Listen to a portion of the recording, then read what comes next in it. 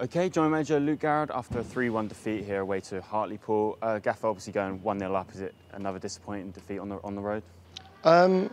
First half, we thoroughly deserved to be losing a game of football. We were very fortunate we went in at 1-1.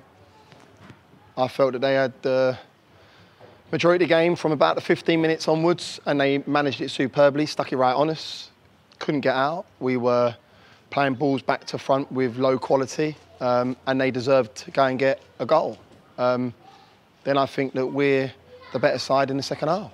And then we have a mad 5 minutes again. That's not something that's just here now, that's been all season. My fear is when you concede one, we very closely concede a second. And that's a frustration of mine. But if you had put them as a 3-1 before the half, I'd have no grumbles. The fact that they finished the game 3-1, there's a frustration because I just said to the group then, when you don't win, when you can't win, because I felt Joel Dixon's made a great save on Andrea Balanta for us to go 2-1. When you can't win a game of football, there's enough experience in that team to suggest if we ain't winning, we don't lose. And we go and concede a poor goal. Andrea Balanta have had a great influence in us being successful in that half. He managed the game for us superbly, and I felt that he played a massive part in us conceding the second. Of a man of his ability in the centre of the park, doesn't bring it under control. We can go into an attacking phase and they turn it over and we don't defend the goal that Desarivi's known for. He's the best in between the posts in our division, him and Paul McCallum. So for me, they go and score a goal that we spoke about all week, and there's a frustration because we leave here losers. Yeah, it was another late goal as well, the second one that put Hartlepool in front. Is that concerning for you that you keep conceding quite late goals? Yeah, I can't keep comparing because I compare it to our success of last year. We were the side that were scoring late goals. It's an issue for us, hugely. We've played two big sides in this division in Oldham away and Hartlepool away.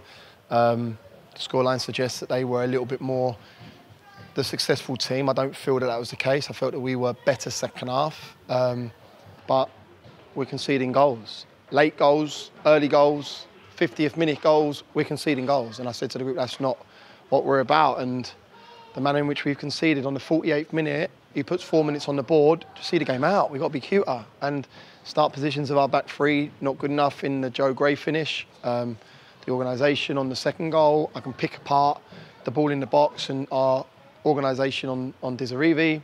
So yeah, there's a lot of frustration, mate. Yeah, there was probably a lot of talking points before the game even started, with obviously no Erico in the squad and then Jammer coming in for David. Can you just give us an update on those players? Erico's been feeling his hamstring, of which he didn't make the fitness test. David felt the back of his knee in the warm-up. Got no issues with Jamal Feifel going in. You then lose your skipper at half-time. But I felt that Robbo, Mosagaf and Angelo were brilliant. They've played over 100 games together at a previous club, so I had no issues with that. But yeah, look, for me, I can talk about this, talk about that. We've lost the game of football 3-1. That's the frustration. We've got our fans who 20 of them come up all that way, and I can see the ones that went to Oldham on Tuesday night to go and deliver what they've done on 2 away days in the manner in which they've done, and we've given them no point or any return, frustrates the life out of me.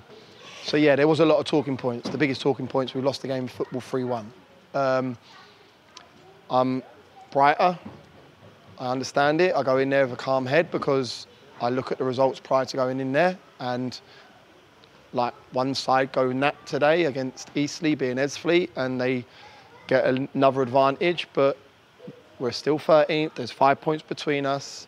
We need to control what we can control. We need to ensure that we batten down the hatches because we've got some wounded bodies in there, whether that's through injuries, whatever it looks like, upset, frustration. But we've got a tough game against Rochdale on Tuesday that we need to, there's a busload going. We need to give them a win. That's the least we need to do because they're going out in their numbers and they've been fantastic to travel the 1,400 miles as we have. We need to give them a win. Yeah. The final trip then of our 1,400 miles Rochdale, I guess, is it all going to be about rest and recovery and lifting the players up for that game? Yeah, listen, I can keep lifting them. They need to lift themselves. There needs to be an understanding. They're professional athletes. There needs to be a level of performance. The game's 95 minutes. It doesn't stop at the clock on the 85th.